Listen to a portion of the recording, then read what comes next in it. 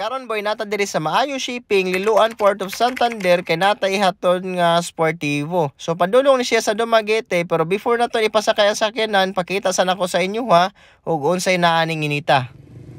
Okay, nata diri karon sa Liloan Port Santander para atuaning i-ship atong 2014 Isuzu Sportivo manual transmission X ang variant ani and 2.5 diesel.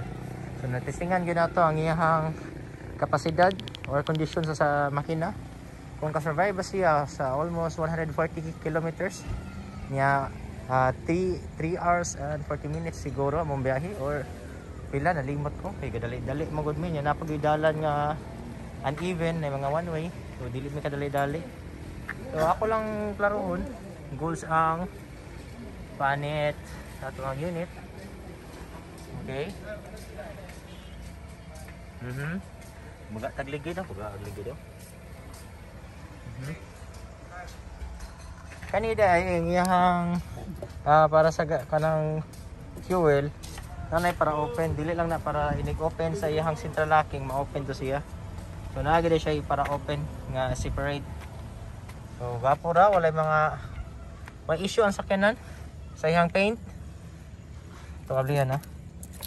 Wala dili siya central locking. Dili na siya keyless entry dai pero central locking. So nara dai diri na. Aray. Tudluan ko sa nang gasoline boy ganiha. Nagpa-tubil ta og full tank. Nakabayad kag kung 3,000 ka pin, then mo ni nakuha niya. Dira akong nabayaran. I-check ha, pila ni. Sa Shell nga 3,096. 3,096 ako nabayaran boy. Okay, so gapo ato unit. Kana. Tablihan ganing. Layo ay grabe lingawa ni biyahe. Ay man ni pinakalayo nga ako na biyahe karon. Kaning straight ba? Way hunong-hunong lumang ka. Way ihiay, way tabiay. Very good kaayo. Very good kaayo atong unit eh. Matagibili sa daan. Okay. Sold ni siya, way tanaway ang buyer. Dayon nahali ni siya via pinagi sa financing, namte financing sa Dumaguete.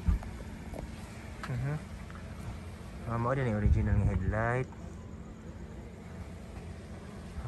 Ako na ipasod ang unit, so let's go. Boy.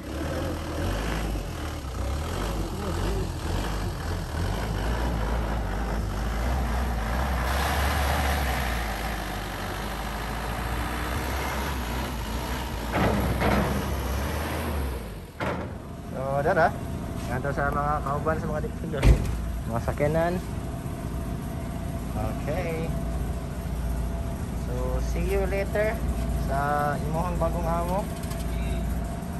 Thank you sa pagsalig, larga bola. Dito na lang tama na to ang istorya boy. So gabiin na sad, balik na po tagbiyahe pa doon sa Cebu. Uli kong talisay mga around 4 hours siguro ang biyahe, kaya di ko ito sa dalan sa pangit-ngit, kaya mga bangag-bangag. Ipisog ligid akong gida karon nga convoy sa unit. So naa siya dito ay. Larga bola na siguro ni. No?